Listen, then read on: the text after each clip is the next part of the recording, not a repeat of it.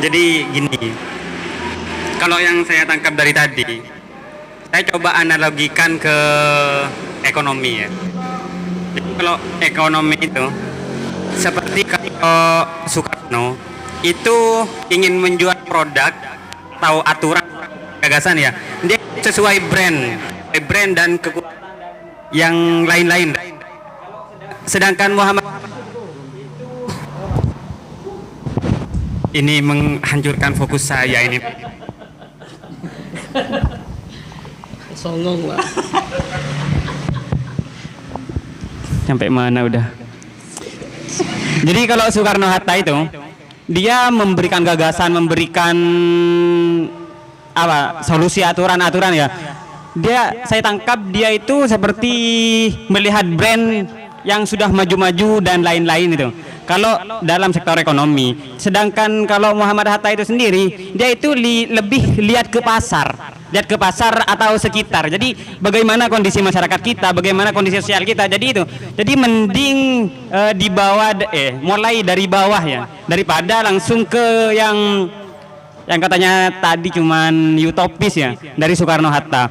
Tapi tanggapan saya tentang Hatta ini,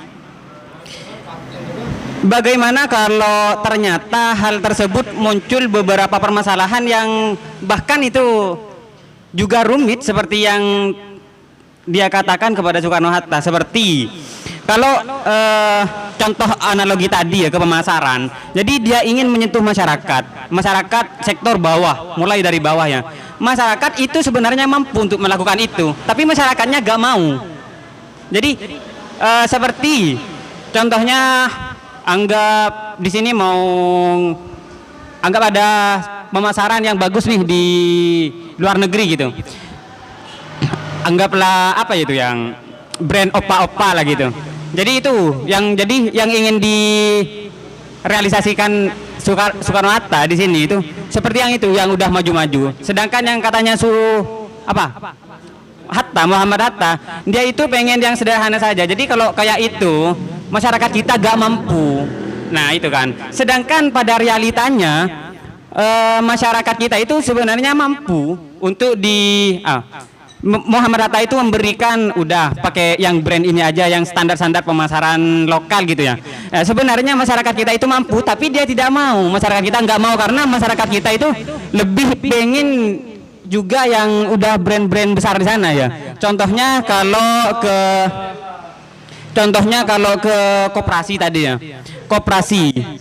Koperasi tadi. Di masyarakat kita kan kayak apa tadi? Demokrasi desa ya, demokrasi ekonomi. Seperti yang kita ketahui bahwa sekarang kan meskipun di desa koperasi itu sulit berkembang ya. Padahal itu udah dari kapan. Jadi tetap seperti layaknya itu tidak sesuai dengan kodrat manusia yang ingin selalu mempunyai keuntungan lebih gitu, yang ditawarkan Hatta gitu. Jadi bagaimana kalau seperti itu? Dan kalau berbicara koperasi tadi juga, kemarin saya ikut seminar dari yang isi itu branch manajernya BSI ya. Katanya dia kan juga anggaplah kalau kapitalis lah, kalau bicara BK ya, itu ke kapitalis atau apalah. Tapi katanya dia untuk menyentuh masyarakat bawah. Jadi kan masyarakat bawah itu tidak mungkin ke sana langsung. Jadi katanya kalau yang dari pihak-pihak sana itu dia mengantongi koperasi kan. Jadi program dia itu dikasihkan ke koperasi. Jadi dia itu koalisi apa itu? Bermitra terhadap koperasi, sehingga di dalam koperasi pun yang berjalan itu prosedur yang ada di konvensional tadi. Jadi itu tidak sesuai dengan keadaan seperti yang kita rasakan sekarang itu. Bagaimana tanggapannya kalau seperti itu? Gini, barusan saya nangkap seolah-olah ada paradigma bahwasanya pikiran Muhammad Hatta itu lebih rendah daripada pikirannya Soekarno kayak. Enggak seperti itu. Kalah tinggi.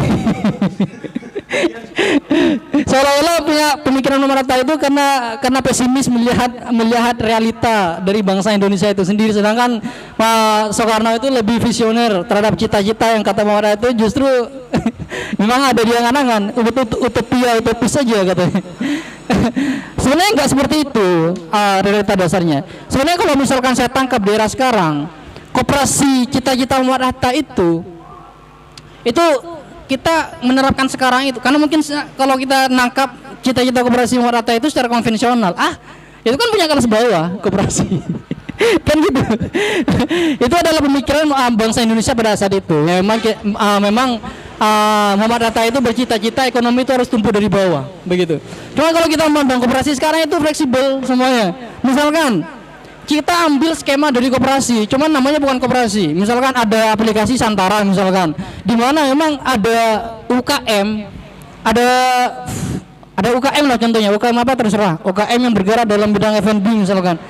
Dia itu didaftarkan di Santara, dia itu mencari pemodalnya itu dari rakyat. Jadi apa namanya F&B-nya? Minuman Firman lah misalkan. Firman punya minuman namanya minuman Firman, didaftarkan ke Santara. Santara ini yang pendirinya Bapak Mardigu. Kamu daftarkan ke Santara, kamu nanti mencari pemodal di situ. Pemodalnya langsung dari rakyat. Dan itu berapapun rakyat mau ngasih modal di situ, itu terserah rakyatnya. Jadi punya kamu itu adalah punya seluruh rakyat bangsa Indonesia. Sebenarnya koperasi tidak diambil secara institusi, tapi diambil secara skema. Intinya skemanya adalah ekonomi itu tumbuh berasal dari rakyat, dikelola oleh rakyat, dan untuk didistribusikan untuk rakyat. Dan itu kalau kita misalkan mengambil skema koperasi, ini sebenarnya sangat cocok sekali diterapkan di era sekarang seperti itu. Itu adalah skema seperti itu menghindari skema dasar dari politik ekonomi dari kalangan kapitalis, di mana ekonomi itu dikelola oleh dan dimiliki oleh kalangan pemodal dan ningrat. Kan sebenarnya itu menghindari itu sebenarnya.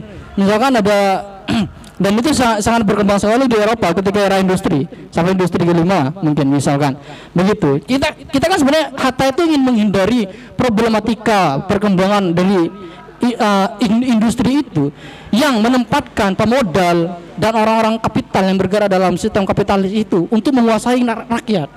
Makanya sistem pertama koperasi itu kan seperti itu. Barangnya dari rakyat, dikelola oleh rakyat sendiri, pemodalnya dari rakyat dan distribusikan untuk rakyat. Itu sebenarnya. Jadi kita tidak boleh menganggap koperasi itu sebagai institusi. Kalau kita menganggap itu sebagai institusi, maka itu jadul diterapkan era sekarang. Kalau misalkan kita mengambil itu sebagai skema dasar untuk perekonomian era sekarang, wah itu sangat religius, bagi saya sangat cocok bagi rakyat sekarang untuk menghindari pasar-pasar kapital itu. Contohnya Santara, contoh paling real adalah Santara. Kamu daftarkan UKM kamu daftarkan usaha kamu karena kamu tidak punya modal misalkan, daripada kamu nanti terkungkung minjem pada ningrat. Dia pemilik modalnya satu orang nanti. Kamu daftarkan ke Santara, misalkan kamu butuhnya sebagai modal dasar adalah 50 juta. Orang yang ada di sini nyumbang, tiap orangnya nyumbang sebesar 7 juta. Sehingga terkumpul 50 juta, sehingga UKM kamu milik kita bersama. Itu sebenarnya skema pokok dari koperasi. Itu sebenarnya yang ingin dituju oleh Muhammad Hatta di era kini. Jadi tidak ada istilah koperasi jadul dan sebagainya. Kalau misalkan kita ngambil skema dasarnya begitu. Jadi begitu jawaban, entah jam menjawab atau tidak.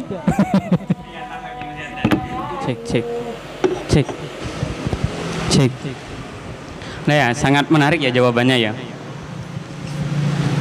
Bersyukur saya bertanya. Jadi gini, tadi kan konsep dasarnya memang jika konsep dasar yang diusung oleh Muhammad Hatta itu direaksikan sekarang, memang itu sangat religius kan katanya kan. Enggak ada citasnya, enggak ada citasnya.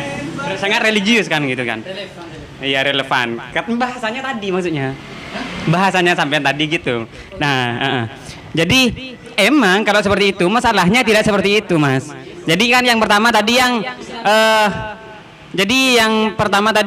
saya sampaikan bahwa koperasi sendiri pun modalnya itu bukan sudah berasal dari masyarakat, tapi dari lembaga yang lebih tinggi dari dia yang intervensi kepada koperasi, sehingga harus itu yang saya tangkap dari seminar kemarin itu dari branch manajernya BSI. Jadi katanya dia untuk menyentuh sektor-sektor kalangan bawah, dia memberikan modal kepada koperasi, sehingga koperasi yang mengelola hal tersebut ya sesuai dengan prosedur yang ada di kapital yang lebih tinggi. Itu yang pertama. Yang kedua, keadaan di masyarakat itu kemarin saya pernah ngosung inovasi CBT. community based tourism. Jadi wisata berbasis masyarakat kan ya. Jadi modalnya itu dari masyarakat, itu yang akan saya realisasikan itu di Sentra Batik Kelampar. Di situ kan ada showroom ya, Sentra Batik Kelampar. Jadi saya inovasikan itu bagaimana di sana itu nanti ada modal bersama yang dikelola bersama, dijual bersama, jadi hasilnya bersama-sama juga. Jadi di situ ada seperti kampung Inggris tuh. Jadi ada kampung warna, di situ ada kampung batik gitu. Jadi dari beberapa saya wawancara ke masyarakatnya, itu bahasa Maduranya tikel ya nuatibi boy. Nah gitu Mas. Jadi daripada bersama-sama gitu, ya tikel ya nuatibi boy. Itu juga yang konveksi batik di daerah tersebut gitu. Jadi saat wawancara gitu. Tapi saya poles ketika presentasi. Jadi mereka mendukung gitu. Yang nggak mungkin saya menolak mereka deh. Itu keadaan di lapangan seperti itu. Karena memang kodrat manusia itu kan ya kapitalis. Itu kalau mau sosialiskan gitu. Nah, bagaimana kalau malah seperti itu? Karena itu melenceng dari yang anggapan awal dari Muhammad Hatta itu sendiri, dari keadaan masyarakat. Yang pertama, tidak dapat dinafikan memang setiap bank memiliki sistem koperasi seperti itu, talangan dana seperti itu. Dan sebenarnya dana finansial dari bank itu dari mana, Bang? Masyarakat, dikelola untuk masyarakat. Ya udah seperti itu. Semuanya dari itu Kak. Nah enggak, yang dihindari oleh Muhammad Hatta itu kalangan pemodal. Kalangan pemodal itu satu ningrat yang memiliki finansial milik dia sendiri, sehingga suatu masyarakat, tatanan masyarakat dikelola oleh dia sendiri, bukan badan lembaga finansial yang bahkan finansial pun punya masyarakat gitu. Jadi itu justru itu relevan. Kalau misalkan dana pribadi tidak mencukupi untuk sebagai pemodal suatu UKM untuk mengerjakan sistem koperasi itu, bagus bagi saya, cocok dengan sistem koperasi Muhammad Hatta. Bahkan kata Muhammad Hatta, dana itu bisa diperoleh oleh merger koperasi antar koperasi. Gitu kata Muhammad Hatta. Jadi intinya itu semuanya yang bersumber dari rakyat, baik itu berbadan suatu lembaga atau tidak, itu intinya di situ. Bukan kepada ningrat atau kepada konglomerat atau kepada pemodal. Pemodal itu rakyat atau bukan? Apa? Pemodal itu rakyat atau bukan? Makanya yang dicap itu bukan di pemodalnya. Pemodalnya itu berasal dari siapa gitu loh. Ya tetap pemodal, di mana-mana bikin UKM pasti pemodal. Cuman pemodalnya bersumber dari siapa? Agar pada nantinya kekuasaan terkait dengan PT, kekuasaan terkait dengan badan ekonomi itu tidak dikuasai hanya oleh satu orang. Itu yang dihindari aja. Itu aja sebenarnya. Jadi yang dikelola itu oleh masyarakat, yang dimiliki oleh masyarakat sendiri, gitu. Begitu itu. Apakah ketika bank memberikan pinjaman ke koperasi, apakah koperasi itu milik bank? Tidak. Seperti itu. Bukan itu contoh real yang diajukan oleh Muhammad Hatta. Bahkan itu salah satu contoh mempercepat koperasi. Bagus sekarang itu. Bagus. Gitu. Oh iya. Seperti itu. Karena sifatnya bukan sebagai pemodal, itu sebagai pinjam meminjam, dasarnya seperti itu. Ya memang uangnya sebagai modal, tapi status dia bank antara bank sama UKM itu tidak ada hubungan langsung sebenarnya. Hubungannya kan secara tidak langsung. Berbeda ketika pemodalnya itu memang berasal dari ningrat satu orang yang memang dia itu secara struktural organisasi, dia itu sebagai pemodal atau sebagai direksi, kan seperti itu. Berbeda lagi. Yang dihindari dari kehidupan kapitalisme kan seperti itu. Bagi saya itu bukan contoh yang relevan. Tahu gitu gak saya jawab gitu. Tahu gitu enggak. Bagus. Enggak gini. Oleh karenanya begini, ada sistem deposito, masyarakat bisa menginvestasikan uang di bank. Agar kenapa? Agar uang itu dipakai lagi oleh masyarakat. Kan enggak, soalnya ibu saya deposito gitu, Broker. jadi toh bahkan finansialnya pun berasal dari rakyat sendiri, baik dari deposito, baik orang yang menabung, kan gitu. Jadi berputar kepada rakyat, balik lagi kepada rakyat. Apa yang salah dari itu? Itu contoh yang tidak apple to apple atau Samsung to Samsung gitu, nggak cocok. Terus udah pertanyaan pertama atau bersama dulu apa? Pertanyaan kedua apa tadi itu? Supaya lupa apa tadi pertanyaan kedua? Realisasi di masyarakat, keinginan Oke. Oh iya. Sebenarnya ada operasi itu untuk menghindari pengepul atau pengepul yang berjiwa kapitalis. Itu aja sebenarnya, sederhana sebenarnya akta itu. Sebenarnya cuman memang sesuai dengan kebetulan, sesuai dengan falsafah hidup rakyat Indonesia. Jadi problemnya itu ada di distribusi. Kalau misalkan dia barang masuk mahal dijual kepada pengepul, maka koperasi aja. Tapi kalau misalnya tidak ada masalah di situ, ya jual langsung sendiri aja. Soalnya masalahnya di situ doang. Jadi ada yang koperasi itu untuk mempermudah penjualan dan pembelian, gitu. Jadi pembeliannya itu murah, penjualannya mahal. Jadi uang itu balik kepada rakyat nanti. Kalau tidak ada masalah di situ, ngapain ada masalah kita? Kamu nanya apa sih? Gak ada masalah di situ. Makanya, cuman ada catatan penting dari Muhammad Hatta terkait dengan koperasi. Koperasi yang amburadul katanya Muhammad Hatta. Dua kritikan. Yang pertama itu kritikannya koperasi yang saling memajaki rakyat. Misalkan sudah ada koperasi, tapi memahalkan kepada biaya pembelian kepada masyarakat. Misalkan masyarakat punya produk, dilempar ke koperasi yang belinya banyak uangnya. Itu kritikan utamanya di situ. Yang kedua adalah kritikan badan-badan koperasi yang saling bersenggolan kata Muhammad Hatta, yang saling rebut-rebutan pasar dan rebut-rebutan pasar untuk membeli dan untuk dijual kan. Gak boleh, karena pada dasarnya Muhammad Hatta, cita-cita Muhammad Hatta itu untuk kemakmuran dan kesejahteraan masyarakat. Tidak boleh berlomba-lomba untuk mendapatkan pemasukan paling banyak kepada badan koperasi. Koperasi hanya boleh menangkap laba seminimal mungkin agar kepengurusan itu tetap berjalan, itu aja. Kalau misalkan koperasi ambil banyak duit, sendiri aja. Gak ada masalah, gak ada problem. Gitu. Kalau misalkan tujuan utama koperasi untuk meminimalkan finansial, membeli kepada masyarakat murah dan menjual kepada masyarakat mahal, sehingga nanti untung ke masyarakat yang sebelumnya. Kalau misalkan ada problem di situ terkait dengan batik misalkan, kan salah satunya ini terkait dengan tema distribusi. Kalau misalnya itu bermasalah, ya tidak usah berbarengan, tidak usah berkooperasi, jual aja sendiri.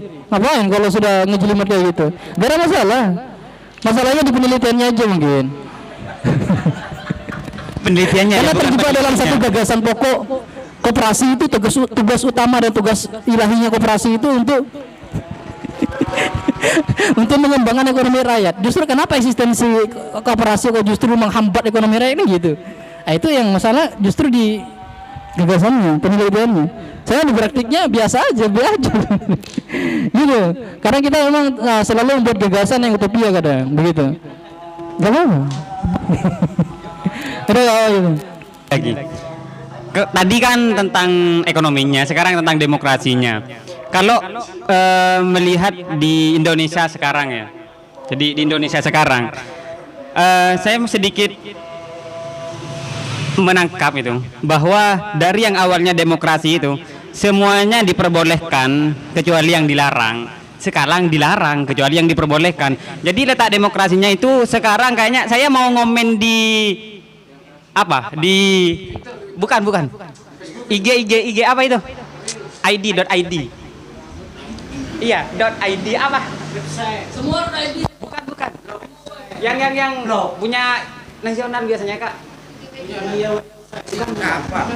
Apa gitu, Pak? Oke.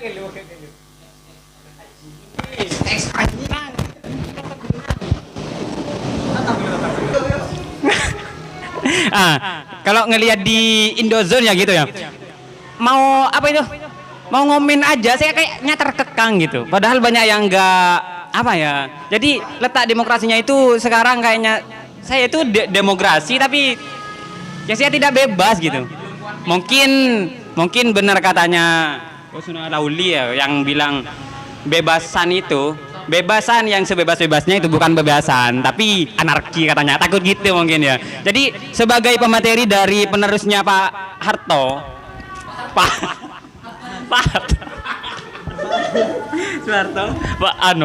Pak Hatta bagaimana menanggapi kejadian ya realistis yang berada di Indonesia sekarang gitu. Cekik. Ya biasa saja menanggapi. Enggak, kamu tuh sebenarnya salah kajian. Kamu seharusnya sekarang ke Unira. Di sana sekarang lagi ada kajian Rocky Gerung yang ngisi tadi. Oke, jadi itu. Kenapa gak jadi?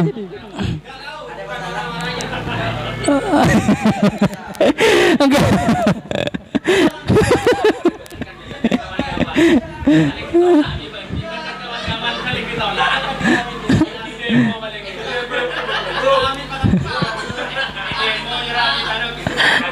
Enggak, soalnya itu kata-kata orang Rocky Gerung ya. Gimana tadi? Coba diulangi coba tadi. Pakai intonasinya Rocky Gerung. Marah. Ya, terus. Demokrasi kita itu. Jadi yang biasanya itu semua itu diperbolehkan kecuali yang dilarang. Nah, sekarang kebalik gitu. Jadi demokrasi kita saat ini itu semua dilarang kecuali yang diperbolehkan. Jadi apa-apa kita itu seperti terkekang. Jadi bahkan kadang kita itu nggak tahu terhadap kesalahan kita dan itu permasalahan terhadap UU ITE atau lain-lain gitu dah. Itu demokrasi kita itu sebagai penerus Pak Hatta pemateri itu bagaimana menanggapi hal tersebut gitu. Oke.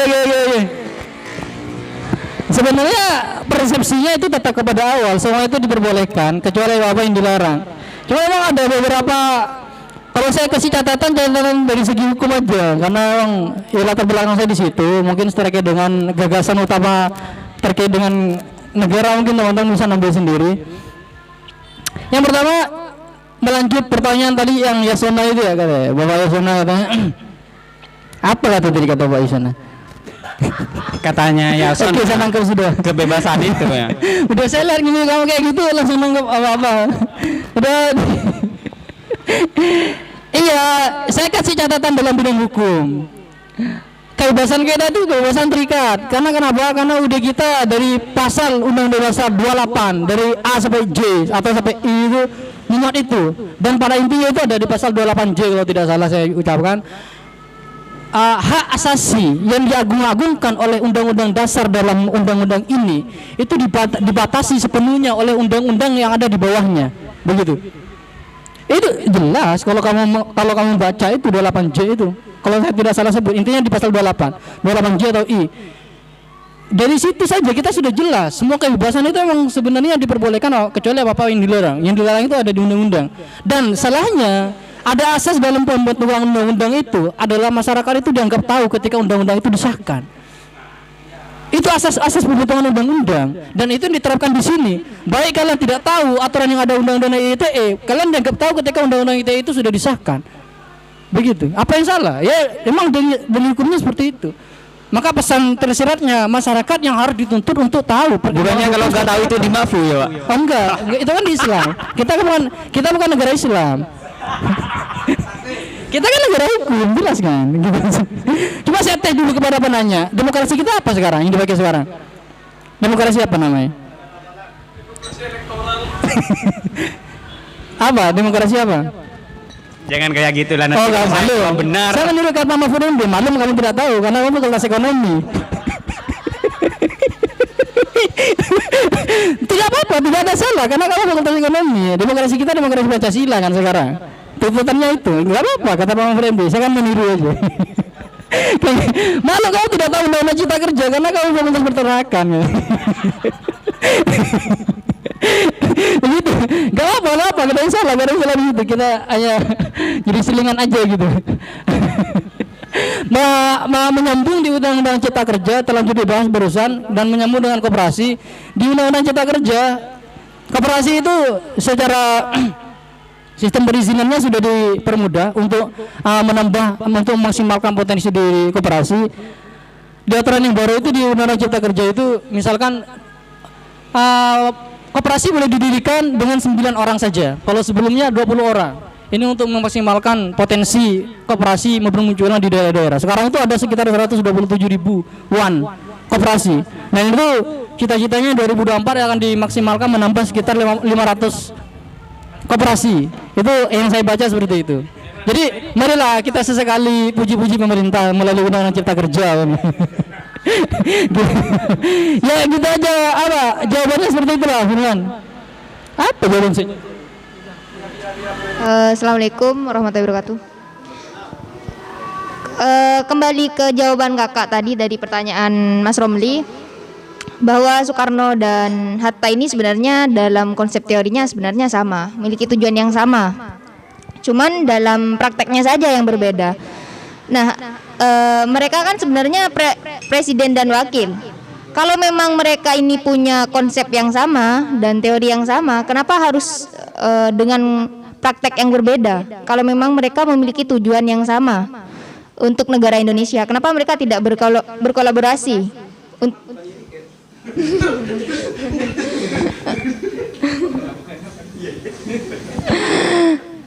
Untuk mewujudkan tujuan mereka yang kata kakak itu sama sebenarnya.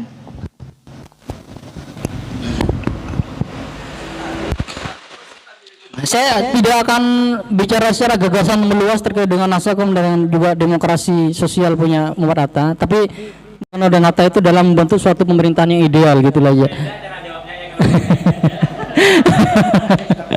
Begitu, karena begini, sebenarnya cita-cita itu pernah mereka berdua iakan melalui demokrasi parlementer itu.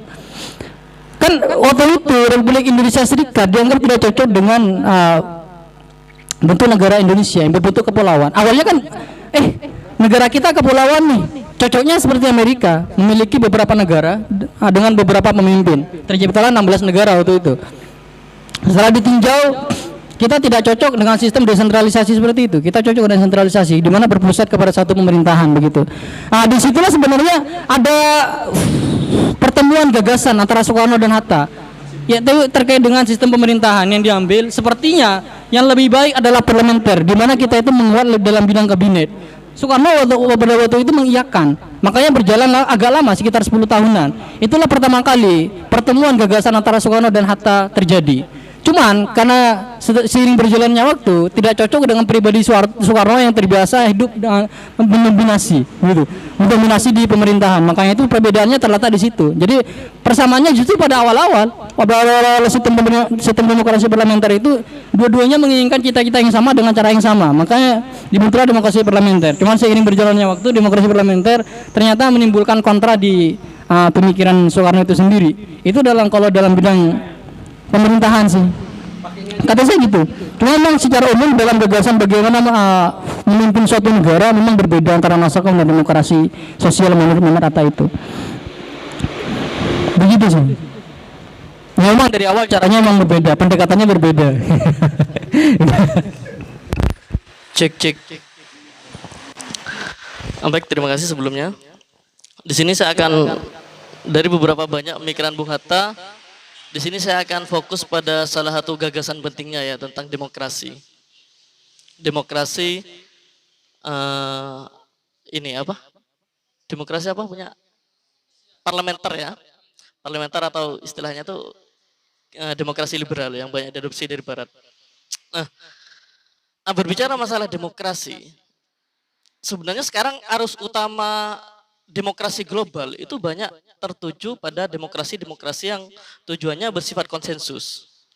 Termasuk di dalamnya bahkan demokrasi liberal maupun presidensial yang ditawarkan oleh Soekarno itu semuanya outputnya tetap ke konsensus. Tapi yang menarik di sini, saya baca-baca ternyata ada salah satu pandangan demokrasi terbaru yang menurut saya menarik dan itu tidak menghilangkan terah dari demokrasi itu sendiri. Nah, oke lah, sejauh ini kita menganggap bahwasanya demokrasi itu terdapat dua unsur penting dalam demokrasi. Yang pertama adalah kebebasan, hak individu, dan yang kedua adalah kesetaraan. Nah, sebenarnya demokrasi ketika berangkat dari dua aspek ini, kalau kita terus mengikuti pengaruh utamaan demokrasi global, kalau kata salah satu ilmuwan politik asal Belgia itu, Chantal Mouffe, itu sebenarnya seni demokrasi itu berkurang. Ketika demokrasi itu hanya melibatkan unsur kebebasan dan juga kesetaraan. Nah, menarik ya, menarik ketika kita ingin membandingkan antara demokrasi liberal yang digagas oleh Bung Hatta di dalam negeri ini dengan demokrasi yang ditawarkan oleh Laclau dan juga Mouffe tadi yang saya baca itu. Dalam pandangan Mouffe dan Laclau tadi, mereka menawarkan bahwasanya demokrasi yang kondusif ataupun dinamis dalam negara posmo seperti ini itu lebih diidentikan dengan demokrasi radikal. Ada proses radikalisasi demokrasi. Nah, sebenarnya konsep dari MOF dan Lakalau ini ingin mengembalikan terah demokrasi itu kepada aslinya, kontestatif. Ada upaya untuk tidak semerta-merta untuk berpatokan pada konsensus saja, tapi juga harus dipenuhi dengan unsur-unsur konfliktual. Makanya demokrasi itu kemudian disebutnya dengan demokrasi radikal, atau istilahnya mereka itu demokrasi agonistik. Nah, MOF ini juga sempat mengkritik gagasan-gagasan demokrasi liberal Barat yang kemudian diadopsi oleh Hatta juga, bahwasanya memang kebanyakan demokrasi liberal itu larinya pada penyuburan unsur-unsur oligarki dan kapitalisme global. Begitupun itu menjadi kritik juga dari Soekarno juga, kala itu yang kemudian mengganti demokrasi liberal menjadi presidensial kalau nggak salah. Nah, tawaran yang diajukan oleh MOF itu saya rasa menarik dalam melihat kembali makna demokrasi. Karena ketika demokrasi seluruhnya diarahkan kepada sesuatu yang bersifat konsensus, itu akan menimbulkan sesuatu yang bersifat mengikat, dan itu menghasilkan sebuah peraturan negara yang cenderung mengikat. Dan itu sehingga bisa mereduksi unsur-unsur kebebasan kembali, kalau kata Chantal Mouffe dan juga Lakalau tadi. Maka dari itu perlu penambahan, ada variabel tambahan yang perlu ditambahkan antara kebebasan dan juga kesetaraan. Apa? Yakni difference, perbedaan. Jadi ada 3 aspek, ada 3 unsur utama dalam sebuah demokrasi. Dan juga MOF itu juga menawarkan bahwasanya demokrasi itu harus bersifat adversary. Yang dimaksud adversary ini adalah negara yang menghendaki sebuah demokrasi radikal atau agonistik tadi, itu hendaknya tidak bisa menganggap kawan itu sebagai kawan yang perlu dimusnahkan, tapi harus menjadikan lawan. Maka dari itu sekarang gak tahu Indonesia ini sekarang sebenarnya menerapkan demokrasi apa. Tapi kalau dilihat, kalau kita menelisik lebih jauh dari beberapa perdebatan atau tim-tim oposisi yang ada itu, kalau kita lihat secara seksama, Indonesia ini juga ada yang berpandangan bahwa Indonesia ini menerapkan demokrasi radikal. Karena dalam demokrasi radikal itu perlu adanya seorang oposisi. Bahkan ada wacana bahwasanya Rocky Gerung itu adalah peliharaan negara yang berperan sebagai tim oposisi. Karena fungsi demokrasi itu tidak akan berjalan tanpa adanya oposisi. Itu demokrasi radikal. Tapi kemudian wacana yang terus menghegemoni kita menganggap bahwasanya Rocky Gerung itu adalah orang yang memang sangat-sangat oposisi, dan itu berjalan secara natural, bukan settingan kan gitu. Nah, ini sedikit analisis wacana saya terhadap bagaimana demokrasi liberal itu disandingkan dengan demokrasi radikal punya Chantal Mouffe tadi. Berarti dalam demokrasi liberal atau radikal itu tambahan unsur selain dengan kebebasan dan juga persaudaraan, apa berarti unsurnya tadi? Perbedaan sama disensus dalam artian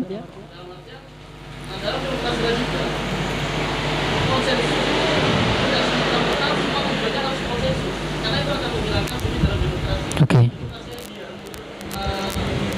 Demokrasi radikal itu harus penuh dengan kontestasi, perdebatan, atau bahkan mereka tidak akan pernah menganggap bahwa oposisi itu radikal. Yang pertama saya akan kembali kepada gerakan kedaulatan rakyat yang disampaikan oleh Muhammad Hatta tadi, di mana yang namanya kedaulatan itu adalah rakyat yang rajanya itu adalah rakyat untuk mengelola rakyat itu sendiri. Oleh karenanya akibat logiknya adalah semua rakyat berhak memilih siapapun untuk menjadi wakilnya. Ini dalam sistem demokrasi tertutup, bukan terbuka. Dan rakyat itu harus menerima akibat dari konsensus yang sudah dibuat oleh perwakilannya. Ini adalah logika dasar dari kedaulatan. Jadi semuanya itu mutar seperti itu. Jadi konsensus itu, bahkan konsensus itu pun adalah logika dasar dari adanya kedaulatan rakyat yang diperkarsai oleh Hatta katanya. Jadi kalau kita sudah menerapkan kedaulatan rakyat yang berbasis demokrasi katanya, jadi harus ada konsensus, karena rakyat biasa berhak untuk memilih perwakilannya, maka perwakilannya berhak untuk memilih konsensus, dan itu adalah akibat logik dari konsep demokrasi itu sendiri katanya untuk mengelola rakyat itu sendiri. Intinya begitu. Sebenarnya konsep seperti ini tuh sama sebenarnya kalau misalkan tegak lurus sama ke perkembangannya seperti konsensus ketika zaman pertengahan yang dikelola oleh gereja. Cuman karena ya sama sebenarnya, sama di gereja juga seperti itu. Jadi hak individu itu diatur untuk keperluan banyak. Makanya unsur yang dipakai adalah universalisme. Begitu. Itu untuk kepentingan umum. Begitu. Akibat logiknya kepentingan umum tidak bisa didahului oleh kepentingan pribadi, diferensialisme, perbedaan itu sendiri, begitu. Yang diakui di kita, yang diakui kalau dalam sistem demokrasi adalah perbedaan. Misalkan kita ini membahas secara tatanan kenegaraan, karena kita itu terbentuk, karena kita itu disatukan melalui budaya dan ras yang berbeda. Kan maksudnya diferensiasi itu yang paling lumrah dibahas ketika adalah perbedaan budaya dan perbedaan ras. Kita itu menganut sistem hierarki perundang-undangan, begitu maksudnya. Jadi setiap daerah itu memiliki aturan konsensus yang berbeda dengan daerah lain, dan itu diperbolehkan. Jadi diferensiasi yang diajukan dalam demokrasi liberal itu sebenarnya dianut dalam demokrasi kita di Pancasila sekarang itu melalui hierarki perundang-undangan, di mana konsesinya itu mengilhami adanya perbedaan satu dengan yang lainnya. Jadi misalkan aturan perda dengan perda Pamekasan dengan perda Sumeneb itu akan berbeda, disesuaikan dengan kebutuhan dan falsafah hidup di setiap daerahnya masing-masing. Ini kan sebenarnya mengilhami adanya diferensiasi dalam demokrasi. Cuman memang aturan induknya ada di pusat pemerintahan, makanya hierarki itu tidak boleh melanggar atasnya, begitu. UUD 1945 turunannya adalah perma dan lain sebagainya, sehingga ada paling bawah itu perda kota dan perda kabupaten. Sebenarnya diferensiasi perbedaan dalam konsensus yang diberlakukan dalam demokrasi liberal itu sebenarnya sudah diterapkan di sini dengan kapasitas yang berbeda. Oleh karena konsep kita dari awal itu demokrasinya adalah demokrasi kebebasan dengan syarat sesuai dengan Undang-Undang UUD 1945 itu. Kalau dikaji secara hukum di pasal 28 itu turunannya banyak, ada kebebasan agama, ada kebebasan individu, ada kebebasan menyampaikan pendapat, ada. Dan yang paling utama dari pasal 28 itu ada di J kalau saya tidak salah baca. Kebebasan sesuai dengan hak asasi manusia dijaga dan dilindungi oleh Undang-Undang Dasar dan sesuai dengan apa yang telah diatur di undang-undang, begitu. Karena kita sudah terperangkap dalam Undang-Undang Dasar seperti itu, oleh karenanya kebebasan turunannya itu bersifat terikat. Perbedaan terkait dengan tadi diferensiasi bagi saya itu sudah diterapkan, cuman dalam ruang lingkup yang berbeda, begitu.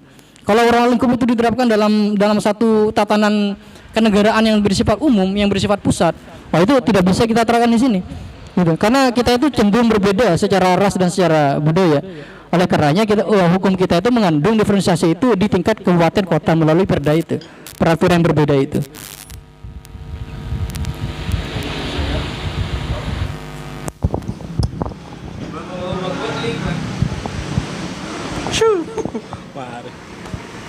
Rohim, mungkin karena memang saya lintas jurusan sama Mas Waidol, mungkin nggak langsung berhadapan dengan Mas Waidol ya, sama Mas Firman dulu. Gitu ya Mas Firman ya. Soalnya memang kayak ada mau menyanggah sedikit dari perkataan dari Mas Firman, khususnya dalam bidang keekonomian ya. Soalnya memang jika kita lihat dalam segi ekonomi, kita melihat koperasi itu tidak berkutik ya. Koperasi tidak berkutik secara legal, secara formal ya. Koperasi dalam bentuk institusi itu nggak berkutik. Bahkan di sana cuma kumpulan orang-orang yang mengambil gaji mungkin ya oleh dinas koperasi. Karena memang seperti itu. Mungkin memang bersumber dari kesalahan konseptual. Karena memang koperasi hanya cocok di daerah desa. Di daerah kota koperasi tidak sesuai, nggak cocok. Bukan dalam artian apa ya? Kita hanya bisa menanam padi di desa, siapa bisa menanam padi di kota, ya seperti itu ya. Jadi ini menjadi pertanyaan tentang demokrasi yang dikehendaki oleh Muhammad Hatta juga. Nah, saat inilah saya berhadapan dengan Mas Wedol dalam bentuk pertanyaan. Soalnya dalam kajian-kajian sosiologi kita akan selalu berhadapan dengan masyarakat yang selalu dinamis dan bergerak, dan rata-rata pergerakannya itu sama. dari masyarakat desa menuju masyarakat kota. Yang awalnya kita masyarakat yang tidak memiliki tempat tinggal, kita sebagai penjelajah, kita menempati dan tempat itu menjadi desa, berkembang menjadi kota dan terus sebagainya ya. Iya. Sedangkan kita tahu sendiri bahwa bagaimana konsepsi dasar yang dirumuskan oleh Muhammad Hatta di sini memang mengambil dari spirit desa. Dalam artian mungkin ya, Muhammad Hatta pada saat itu melihat bahwa negara Indonesia kan dulu kita nomaden, ya, bangsa Indonesia nomaden, kita nggak punya negara sendiri, dan pada saat merdeka kita nggak mungkin langsung jadi negara kota dong, kita jadi negara yang desa, sehingga demokrasi pada saat itu dianggap sesuai dengan demokrasi dalam kondisi negara kita yang masih desa, dalam tingkatan desa. Nah, sekarang kita sudah menempuh usia 77 tahun meskipun masih terbilang muda sebagai suatu negara, kita akan iya sudah pensiun ya 69 ya. Ya, nggak tahu hukum itu. Ya nggak tahu. Jadi saat kita sudah mencapai titik ini, kita sudah mencapai pada masyarakat kota, koperasi itu sudah jangankan ya, dinas koperasi mungkin nggak ada kerjanya di tatanan masyarakat kota. Mungkin kalau ada pertanyaan tentang bagaimana perbedaan Soekarno dan Muhammad Hatta, ya perbedaannya jelas. Soekarno seorang visioner, jadi hanya membuat visi, marhenisme, nasakom, visi semua. Sedangkan Muhammad Hatta kan sama misi-misinya ya, meskipun bukan seorang misioneris. Muhammad Hatta itu sama misi-misinya jelas, termasuk dalam konteks demokrasi ekonomi di sini. Dan bagus memang, karena memang kalau pertanyaannya Mas Firman yang ditanyakan tadi tentang kegagalan koperasi, jelas gagal Mas, bukan gagal dalam artian tidak memberikan pengaruh sedikit pun, tapi untuk menjawab tantangan zaman yang kedepannya mungkin kalah main sama kapitalisme yang lebih tua dan lebih efektif. Karena enggak, ini belum ya dukung dulu lah, masa mau langsung dijatuhin, enggak enak ya. Jadi mitra dulu, memang seperti itu. ATM itu kan gitu, amati, tiru, modifikasi, jadi mitra dulu Bos. Nah ya betul ya. Jadi kalau mau bahas secara formalnya sampai institusinya memang gagal. Karena apapun yang berbentuk institusi nanti gagal juga. Makanya sampai sekarang nggak ada presiden yang berhasil. Siapa presiden yang berhasil? Soeharto. Itu deklarasi sopir truk ya. Masih enakan zamanku toh ya. Jadi memang secara institusional nggak ada yang berhasil, memang nggak ada yang berhasil. Termasuk pun koperasi. Tapi kalau kita melihat dalam secara secara konseptual memang kita menganut paham demokrasi ekonomi itu dalam bentuk koperasi yang berdasarkan kepada dari rakyat untuk rakyat, dari rakyat oleh rakyat untuk rakyat ya, secara ekonomi. Meskipun ini bukan seperti Trinitas Kristen ya, 3 tapi 1, 1 tapi 3 ya. Tapi ini menunjukkan bahwa dalam undang-undang pun kita mengatakan bahwa segala bentuk, ya saya nggak hafal ya undang-undang, tapi itu ada di undang-undang dasar, segala bentuk kekayaan, sawah, gunung, lautan, semuanya itu milik rakyat Indonesia yang diinstitusikan. Itu ada poinnya, yang diinstitusikan dan dikelola oleh negara.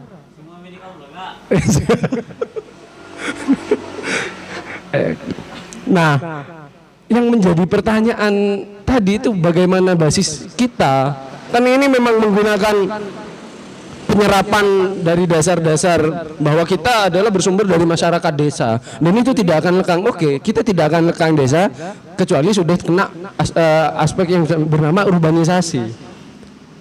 Nah, bagaimana Indonesia ke masyarakat kita? Kita lihat mungkin masih di daerah Madura, meskipun Pamekasan yang kota ada gotong royongnya, tapi dikit. Sudah terurbanisasi, apalagi masyarakat yang seperti Surabaya, dan kita melihat bahwa dalam kancah bernegara, berbangsa dan bernegara, masyarakat kota pengaruhnya lebih besar daripada masyarakat desa. Maka partisipasi politiknya juga lebih besar dan lain sebagainya. Nah, bagaimana dalam apa ini namanya kayak menyerap mungkin ya, mungkin kayak konsepsi Muhammad Hatta melihat perubahan yang sedemikian. Karena kalau kita lihat dari awal, desa itu tidak lekang ya, akhirnya lekang juga dengan proses urbanisasi dan globalisasi yang tak, kapitalisasi nggak bisa ditolak juga. Bahkan salah satu kritikan terhadap Islam dari Ahmed Tikuru tentang Islam otoritarianisme dan ketertinggalan itu adalah marginalisasi orang-orang kapitalis, para pemodal. Dan saat ini Indonesia juga tidak bisa lepas dari para pemodal itu. Mungkin pertanyaannya Mas Wirman tadi seperti ini, ya gimana yang dari rakyat untuk rakyat, oleh rakyat untuk rakyat, dari komponen dari rakyat itu nggak ada sekarang. Komponen dari rakyat itu nggak ada, kita dari pemodal, modal asing, pemodal dalam negeri maupun pemodal asing. Jadi istilah dari rakyat itu sekarang menjadi rancu, tidak jelas dan bahkan tidak ada. Dari rakyat itu dari rakyat ya. Dari rakyat yang institusional tadi mungkin nanti akan berlindungnya ke sana. Secara institusional dari rakyat, karena negara ini milik rakyat ini secara institusional. Tapi dalam partisipasi rakyat, khususnya dalam demokrasi ekonomi, ini paling susah sih. Kalau demokrasi politik gampang. Demokrasi politik gampang, tinggal diberikan demokrasi elektoral, demokrasi gini tinggal tapi demokrasi ekonomi. Jadi Muhammad Hatta ini berani mencetuskan konsep demokrasi ekonomi itu keberanian. Karena memang kapitalisme sepertinya, karena saya belum melakukan riset juga, sepertinya merupakan gejala alamiah yang mau tidak mau. Apakah kita seperti ini ya, itu karena efek pernah dipimpin oleh seorang Soeharto yang memasukkan IMF ke dalam negara kita, melakukan pinjaman asing. Tapi itu semua kan menjadi suatu pertanyaan, bagaimana realitas demokrasi ekonomi kita seperti itu. Realitas demokrasi ekonomi koperasi misalnya, kalau kita melihat dalam studi ekonomi, koperasi itu seperti kebijakan ekonomi tertutup, ya kan? Jadi koperasi itu sebisa mungkin mencegah bocornya gerak perekonomian uang, peredaran uang agar tidak keluar. Dan dari peredaran itu kita akan mengukuhkan satu sama lainnya antara anggota koperasi. Jadi biasanya secara sederhana seseorang yang ingin membangun koperasi itu kan sekarang 9 nih Mas ya. Jadi kita 9 orang nih, kita mengumpulkan modal bersama-sama, kita membangun toko sembako, dan di antara kita tidak ada yang boleh membeli sembako di luar tempat kita berkoperasi tadi. Sehingga itu meminimalisir keluarnya pergerakan uang tadi. Nah, itu secara sederhana. Nah, sekarang dalam realitas masyarakat yang sudah terurbanisasi, Mas Faidul, bagaimana kita dapat melihat demokrasi ekonomi itu sendiri? Mungkin sekian. Dari pandangan Muhammad Hatta. Oh, nggak ada. Soalnya waktu itu belum kapitalisme belum masuk. Kalau dari bukan. Iya sih. Gini Mas. Gak ada dari atas. Soalnya waktu itu kapitalisme. Bukan gitu. Kalau dari saya ada. Iya, pakai paradigma Hatta. Bukan dari pandangan Muhammad Hatta, bukan pas ya Muhammad Hatta yang ngomong, ya dari paradigma Hatta. Dari teori-teori Hatta itu gimana? Apakah Hatta memberikan ini apa itu namanya? Bumper lah. Iya, memberikan bumper. Kalau kayak gitu kan tertinggal ini Muhammad Hatta. Maksudnya kritikan Soekarno terhadap Muhammad Hatta ini karena nggak bisa satset ya, karena nggak bisa satset. Karena kalau kita melihat demokrasi kita saat ini, biasanya ini Ganjar, Ibu Risma yang dijual di anu ya. Kita kalau cuma mengurus ini, kita harus kesini gini. Nah, kalau dalam demokrasi Hatta itu bagus karena partisipasi masyarakat tinggi. Tapi kalau dalam sudut pandang ala Soekarno, itu nggak bisa satset, itu memperpanjang ini dan lain sebagainya. Nah, dalam konsep yang disajikan oleh Muhammad Hatta, bagaimana Muhammad Hatta melihat itu? Karena mau bagaimanapun kayak kajian-kajian sosiologi udah dari dulu, sehingga Muhammad Hatta menganalogikan kita sebagai desa. Apakah itu adalah suatu kepesimisan? kepesimisan Muhammad Hatta bahwa kita tidak akan terurbanisasi, kita tidak akan menjadi masyarakat kota, kita tidak akan ikut terjun secara langsung ke dalam dunia yang berekosistem global seperti itu, Mas. Ya, gagasan Muhammad Hatta itu diciptakan ketika demokrasi baru masuk ke Indonesia. Jadi agar tidak terperangkap dalam demokrasi barat yang cenderung kapitalisme, Muhammad Hatta itu dari awal sudah menyadari bagaimana potensi kerusakan yang dapat dialami Indonesia ketika demokrasi kita itu menggunakan menyerap dari demokrasi barat, seperti yang terjadi di Irak ini. Apa yang terjadi di Irak ini? Politik kita politik transaksional. Mungkin demokrasi kita Pancasila. Dari kampus gak sih itu, Mas? Demokrasi kampus kan demokrasi Indonesia. Ya. Iya, jadi semuanya itu bukan demokrasi modifikasi. Memang semuanya itu tidak berlaku, tidak berjalan secara institusional, tapi berjalan melalui rongga-rongga nyawa-nyawa. Saya buat demokrasi kita Pancasila, cuman yang berlangsung itu kan secara transaksional, baik itu legislasi, eksekutif sama indikatornya seperti itu. Ningrat, egaliter itu tetap berkuasa di negara ini melalui senyawa-senyawa rongga yang ditinggalkan oleh demokrasi kita, karena kita tidak berhasil menangkap gagasan dasar dari Muhammad Hatta, tidak berhasil untuk menangkap itu. Minimal kita seharusnya menangkap gagasan dari Soekarno, karena kita nanggung kan sebenarnya, tidak dua-duanya, makanya kita terjebak dalam demokrasi barat itu. Dan kebetulan demokrasi barat itu adalah pembawaan dasar dari sifat manusia. Kalau ingin dari sifat manusia dalam bidang ekonomi, ingin mendapatkan laba yang sebanyak-banyaknya dengan modal yang sedikit-sedikitnya, itu sebenarnya alamiah dasar dari Indonesia. Oleh karenanya saya akan berpegang teguh kepada prinsip dasar Muhammad Hatta. Kalau misalkan saya terpaksa untuk tetap berada dalam jalur Muhammad Hatta secara gagasan dan untuk menjawab ini, kepada 3 prinsip dasar itu memang adanya kesadaran dalam prinsip humanisme dari barat, yaitu sosialis itu, perikemanusiaan. Setiap manusia punya hak untuk mendirikan suatu ekonomi. Itu masih belum nyampe itu.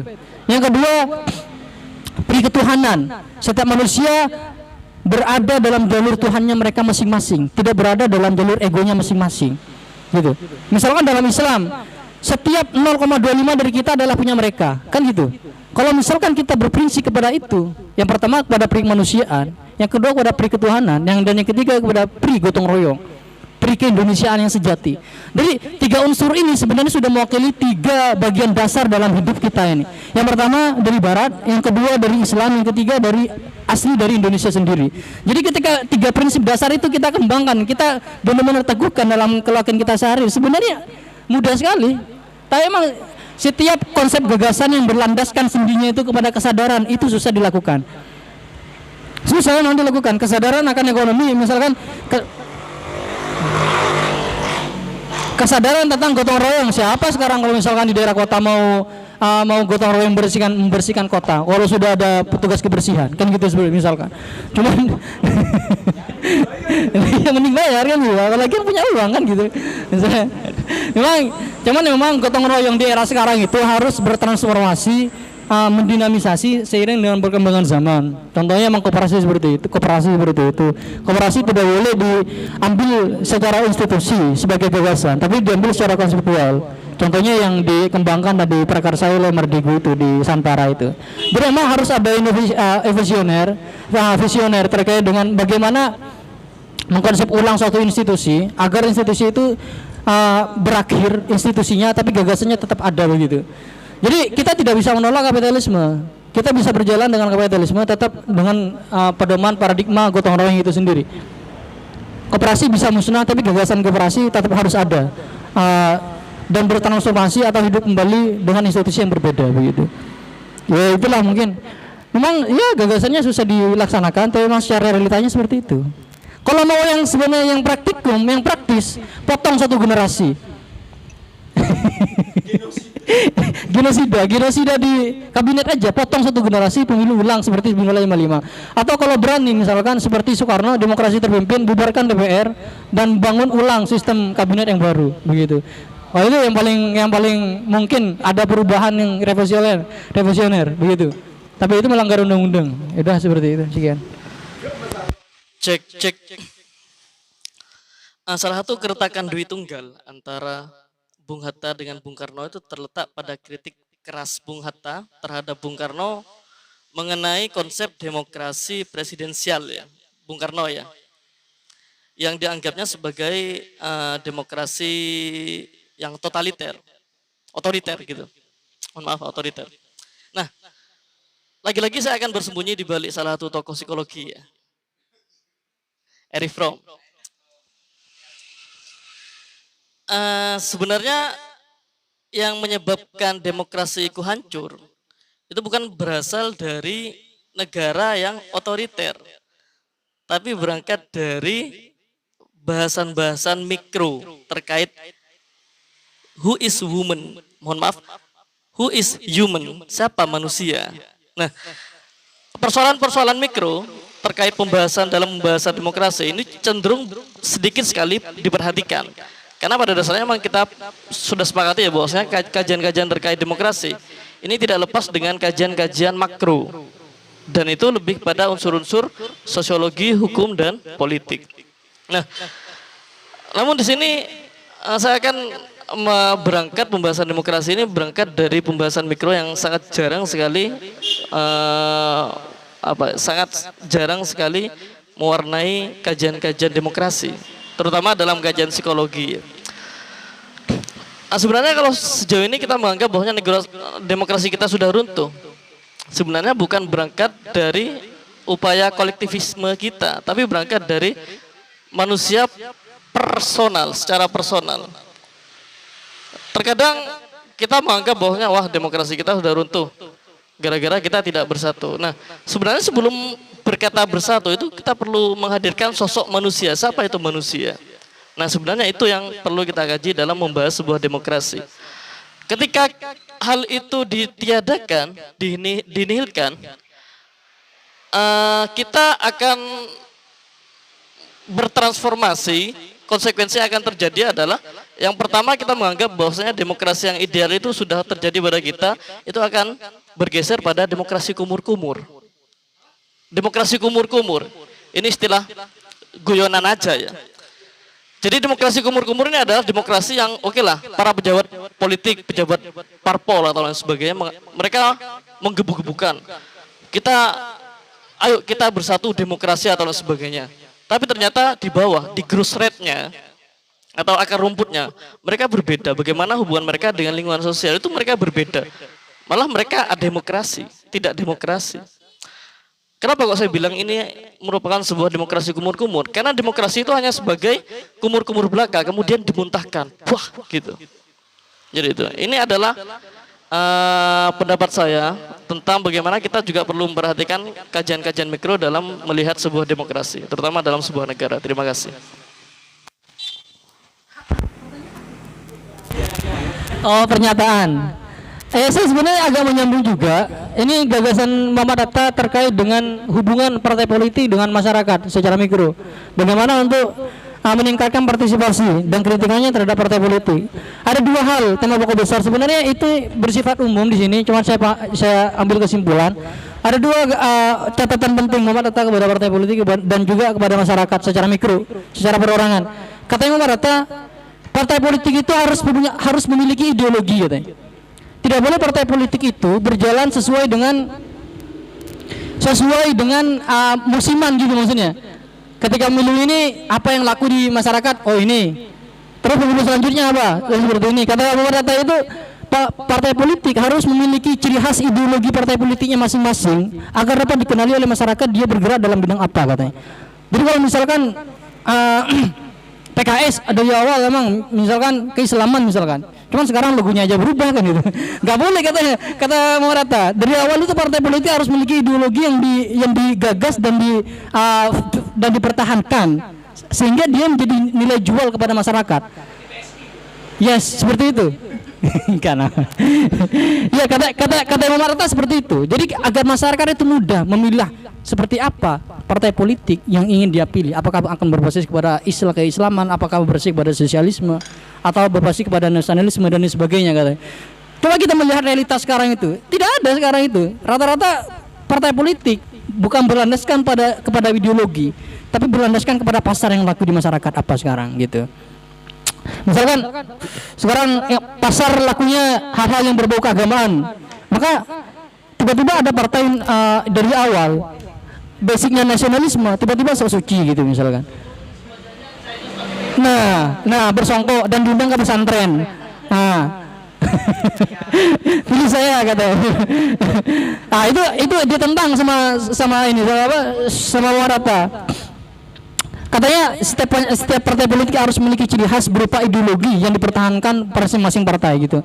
Yang kedua adalah tugas yang diemban oleh partai politik bukan mencari suara sebanyak-banyaknya, tapi memberikan edukasi bagaimana partisipasi masyarakat dalam demokrasi terkait hal hubungannya masyarakat dan kabinet, begitu katanya.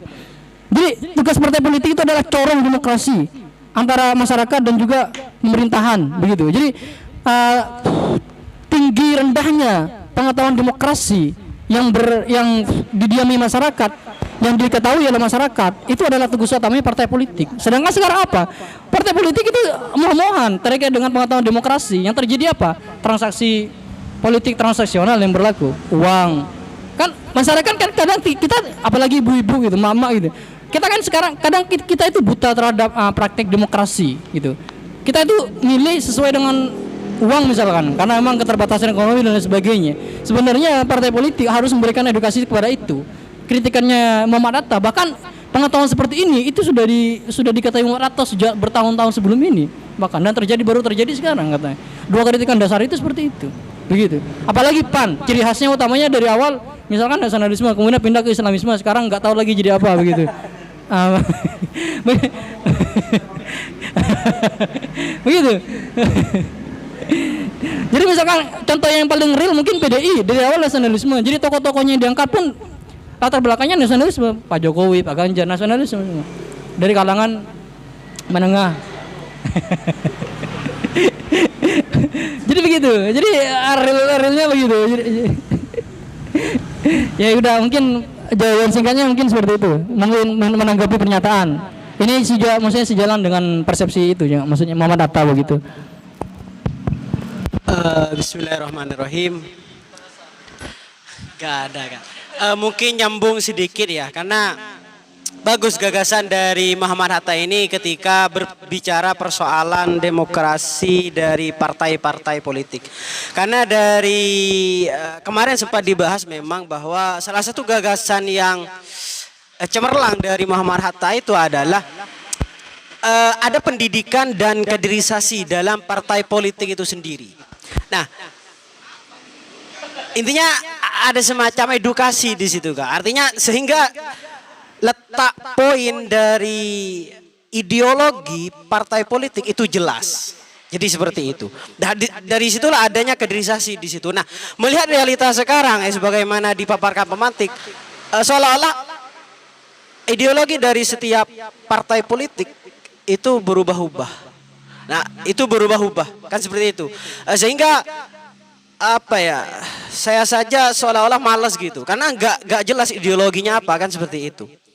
Mungkin harus ada peranan penting dari gagasan Muhammad Hatta ini untuk partai politik yang ada di Indonesia. Jadi seperti itu.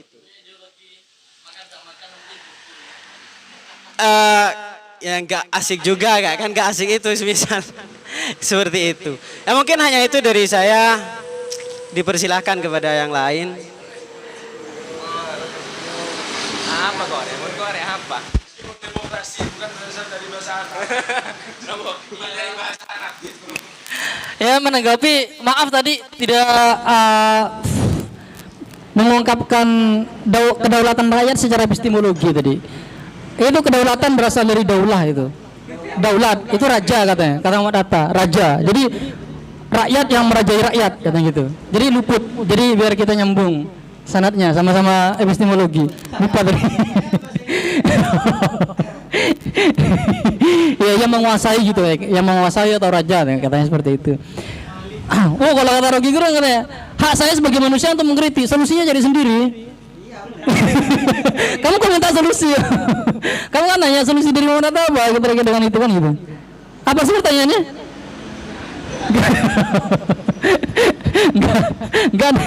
Enggak, saya nangkapnya tadi pertanyaannya itu apa? Gagasan dari Mbak Nata terkait dengan ideologi yang harus dimiliki oleh setiap partai gitu ya, bukan?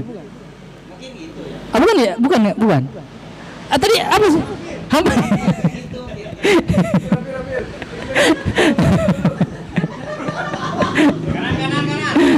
Enggak, kalau mau rata sih sebenarnya tidak pernah membahas itu, tidak pernah membahas jalan keluar seperti itu, cuma hanya kritikan bagaimana demokrasi itu berjalan melalui institusi partai politik gitu. Ya kalau dari saya mungkin harus ideologi itu harus menjadi pijakan dasar dalam ADART. Setiap ADART partai politik harus memiliki ideologi dan benar berpedoman kepada ideologi itu. Jadi masyarakat nanti kan ada ADART partai politik tuh. Itu harus ditekankan lagi ideologinya apa dan latar belakang pendiriannya itu apa, misalkan seperti itu. Jadi biar jelas arah partainya kemana, biar masyarakat tahu minimal melalui aturan hukum lewat ADART gitu.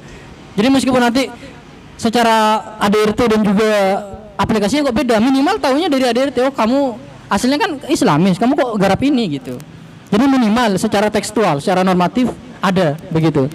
Ini di luar gagasan dari Muwarata, karena Muwarata gak pernah menggagas itu sih. Ya udah itu sih. Ini udah paling relevan. Cek. Tapi ngomong-ngomong terkait ideologi, saya teringat diskusi kita terkait Amartya Sen ya. Amartya Sen ada. Amartya Sen. Mungkin soal peraih Nobel ekonomi ya. Dari mana ya? Dari Timur Tengah itu.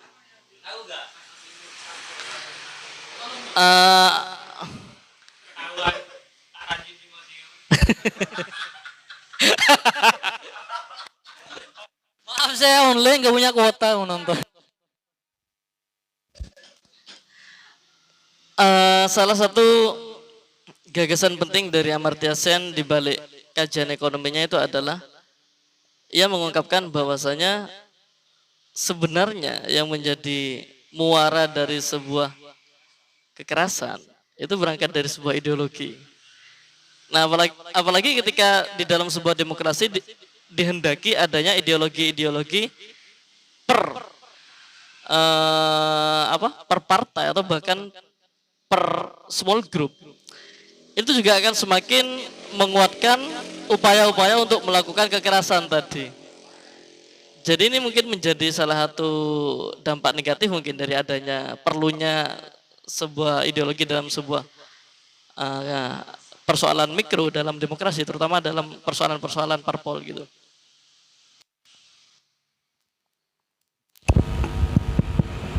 Cek. Sebenarnya ideologi yang dianut itu tidak harus bersifat fanatik sebenarnya. Sama dengan kepercayaan dalam bidang agama, tidak seperti itu jalannya ideologi begitu. Intinya bagaimana partai politik itu memiliki muara, memiliki satu prinsip dasar yang dia yakini bahwasanya semua kehidupan manusia akan tertuju pada itu, baik itu Islamisme, semua perilaku itu harus sesuai dengan prinsip-prinsip keislaman begitu. Jadi tidak dipegang menurut prinsip fanatis, tapi berpegang menurut prinsip keyakinan. Bahwasanya kebenaran itu sebenarnya seperti ini, tapi tidak dianggap sebagai fanatik secara ideologi gitu. Ideologi itu penting, mengingat kalau kata Faisal Basri, dia itu pernah jadi ketum partai PAN. Saya itu bingung kepada PAN katanya dalam satu wawancara. Ketika saya memimpin itu jelas, saya itu bergerak dalam bidang nasionalisme. Setelah saya justru berbalik kepada Islamisme. Kok malah mungkin amburadul partai ini seperti tidak memiliki muka gitu. Jadi bergerak dengan banyak muka. Seperti apa sebenarnya partai itu begitu? Iya. Tapi gitu. Soalnya begini, suatu institusi jika tidak memiliki pedoman hidup, semuanya dilegalkan. Maksudnya semua diperhatikan. Itu justru tidak memiliki pendirian. Kata tokoh yang kemarin itu yang bilang, kalau misalkan saya bertaruh kepada satu agama, saya akan memilih Islam. Karena Islam itu masih berideologi satu. ke Tuhannya, yaitu kepada satu Tuhan, Allah. Jadi misalkan kalian hina satu nabi yang ada di Islam, kalian akan mati terpanggang katanya.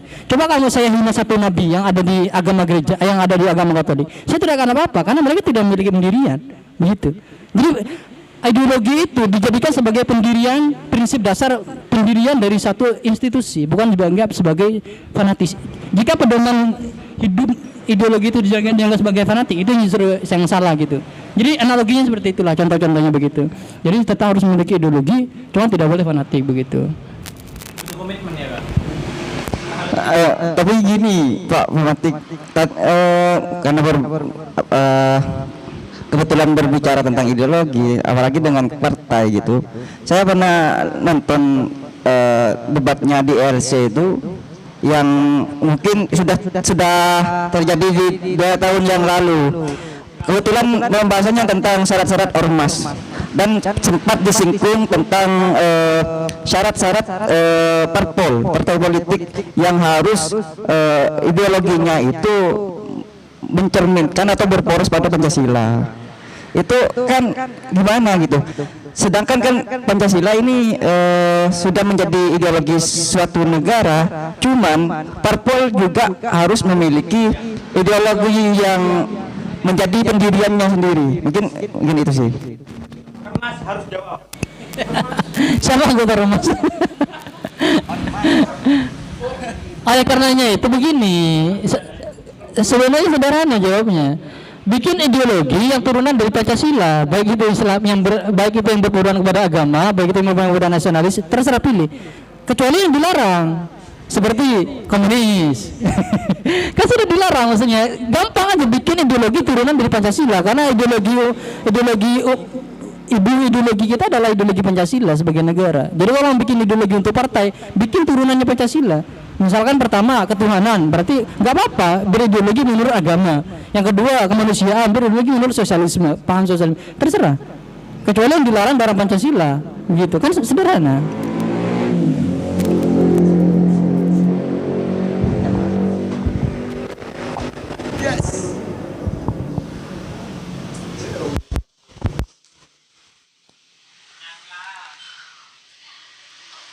Saya kasih prolog dulu ya Bang Antar. Saya jadi teringat juga dengan sosok Benedict Anderson, Om Ben, atau akrab kita sapa dengan Om Ben, tentang ilusi sebuah negara.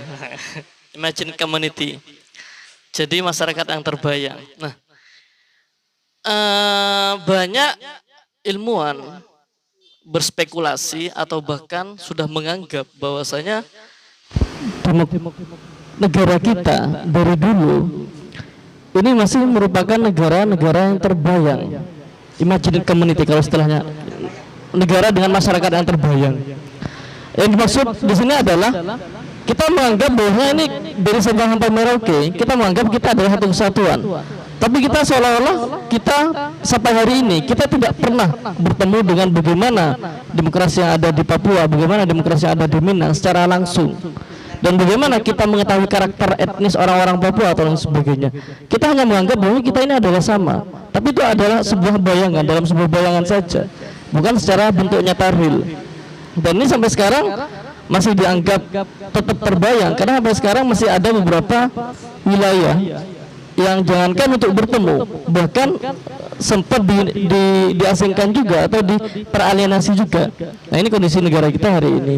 Nah, bagaimana kemudian Bung Hatta mengupayakan sebuah negara agar tidak terbentuk imagine community menurut Benedict Anderson tadi dalam konsep demokrasi liberalnya, gitu. Maksudnya bagaimana menyatukan perbedaan itu? tidak hanya menyatukan perbedaan, cuma bagaimana kita lebih mengenal secara dekat, secara langsung. Misalkan atau negara, hah? Oh, bagaimana demokrasi menyerap perbedaan itu?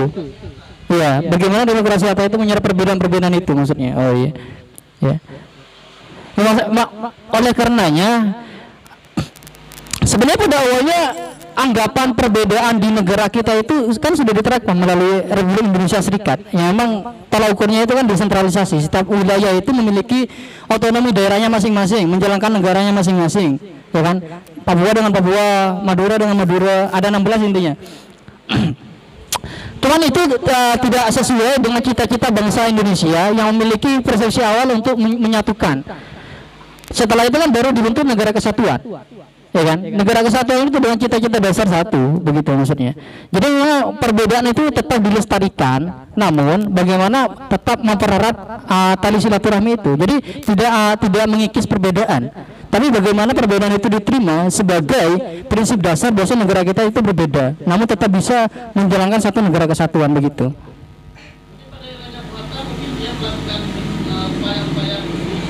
Nah ya itu, justru itu perbedaan-perbedaan itu kata Bung Hatta itu harus diserap melalui partai politik katanya. Baik itu dari perbedaan ideologi, perbedaan ras dan sebagainya. Bung Hatta itu mendorong partai politik itu untuk terus ada, untuk terus bertambah katanya. Baik latar belakang apapun, baik itu ideologi, baik itu ras, baik itu budaya katanya. Semakin banyak partai politik yang berpartisipasi dalam tataran kabinet, itu semakin bagus kedaulatan rakyatnya katanya. Karena Bung Hatta itu menyadari betul perbedaan, kesusahan untuk mengaplikasikan kedaulatan rakyat itu ada dalam perbedaan ras yang ada di Indonesia, begitu. Itu logika logiknya. Itu akibat logiknya begitu.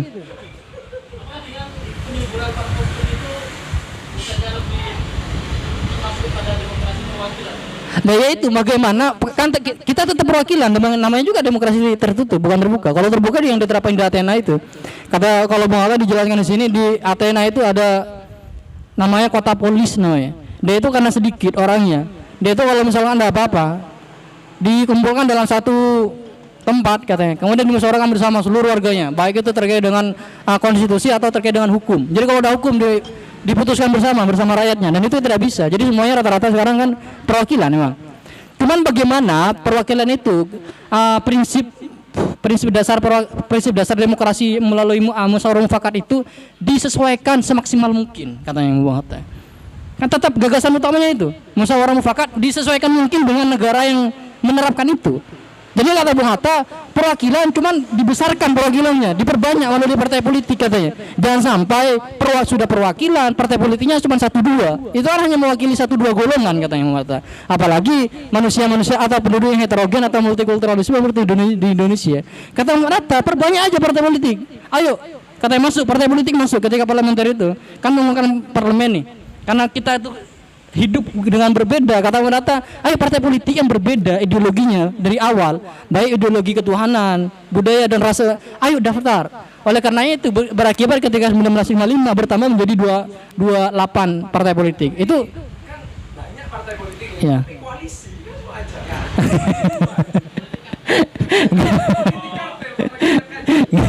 Iya, soalnya kan koalisi itu kan gara-gara ada enggak, koalisi itu kan terbentuk gara-gara ada aturan presidensial threshold. Kalau gak ada kan sebenarnya gak ada koalisi. Ini kan gitu. Jadi itu sebenarnya baru-baru aja, baru era 2000-an ini. Kalau sebelumnya gak ada. Yang menjalankan bebas-bebas saja. Jadi oleh karenanya yang mendominasi partai itu dulu banyak, beragam. Ada dari ketuhanan, dari Nahdlatul Ulama Masyumi, ada juga dari nasionalisme, dari PNI. Dan juga ada dari partai komunis, dari komunisme. Enak, beraneka ragam. Karena dari awal kerannya itu dibuka selebar-lebarnya.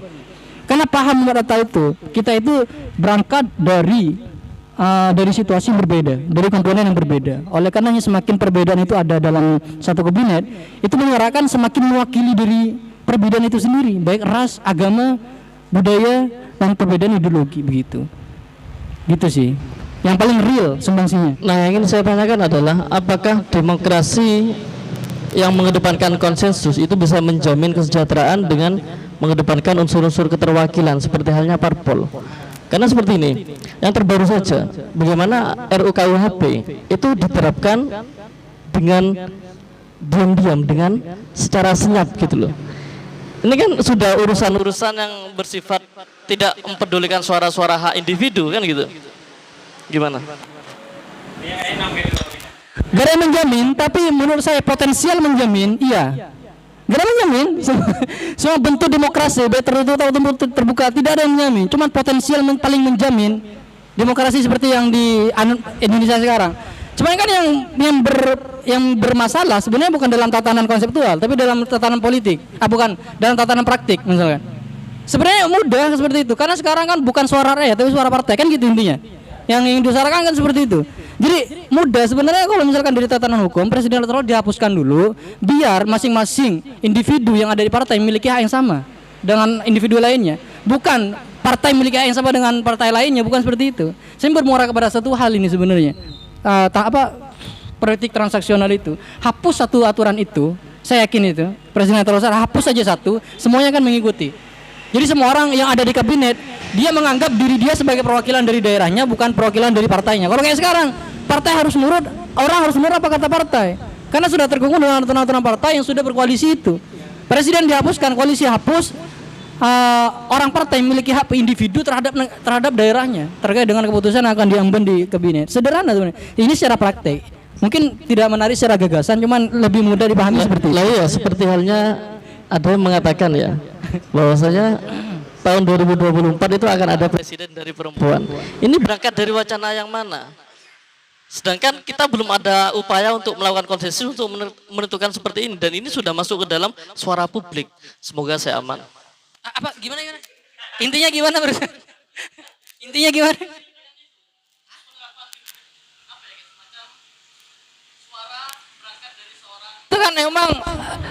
Itu kan bersumber kepada hegemoni institusi sebenarnya. Iya kan? Hegemoni institusi itu sebenarnya muaranya ya. Kalau kita cari muara paling dasarnya itu, saya menduga, saya suzon itu ada di presiden threshold. Coba itu hapus, koalisi tidak ada, jadi semua partai itu dianggap sama kekuatannya. Coba emang yang menduduki kursi nantinya, yang membuat dia berbeda.